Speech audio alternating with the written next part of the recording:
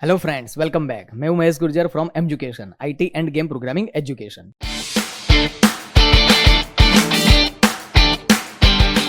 चलिए, ये सेशन में समझना है कंसेप्ट ऑफ पॉलीमॉर्फिज्म। अब पॉलीमॉर्फिज्म मतलब क्या? कोई भी चीज के मल्टीपल फॉर्म्स होते हैं, उसको हम बोलते हैं पॉलीमॉर्फिज्म। तो कोई भी चीज मतलब प्रोग्रामिंग में वो चीज क्या? प्रोग्रामिंग में हम जो कोडिंग के लिए जो स्टेटमेंट लिखते हैं वो हमारी चीज हो गई। तो एक ही स्टेटमेंट के अगर मल्टीपल फॉर्म्स है उसको हम बोलते हैं पॉलीमॉर्फिज्म। तो सिंपल भाषा में याद क्या रखना है? Same statement working different. Same statement से अगर डिफरेंट डिफरेंट वर्किंग होता है उसको हम बोलते हैं पॉलीमॉर्फिज्म। वो कैसे होगा वो तो हम प्रैक्टिकली देखेंगे, लेकिन अभी आपको ये समझना है। अब पॉलीमॉर्फिज्म के भी अंदर दो वेरिएशन है।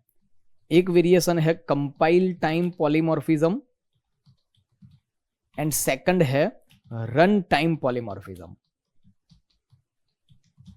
अब कंपाइल पहले होता है, रन बाद में होता है, तो उसका एक दूसरा भी नाम है अर्ली बाइंडिंग।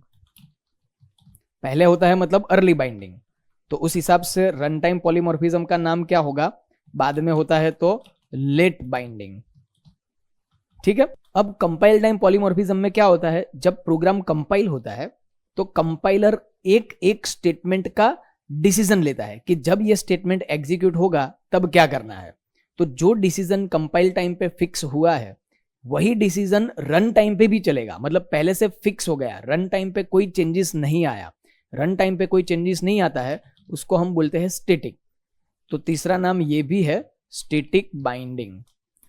मतलब कंपाइल टाइम पॉलीमॉर्फिज्म को हम अर्ली बाइंडिंग भी बोल सकते हैं, स्टैटिक बाइंडिंग भी बोल सकते हैं। अब रन टाइम पॉलीमॉर्फिज्म में क्या होता है? कंपाइलर ने जो कंपाइल टाइम पे डिसीजन लिया होता है, रन टाइम पे वो डिसीजन चेंज हो जाता है। तो रन टाइम पे जब कुछ चेंज होता है उसको हम क्या बोलते हैं? डायनेमिक।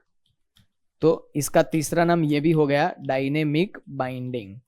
तो रन टाइम पॉलीमॉर्फिज्म के तीन name: run time polymorphism, late binding and dynamic binding. Clear? अब कंपाइल टाइम पॉलीमॉर्फिज्म को अचीव करने के लिए क्या यूज करेंगे हम?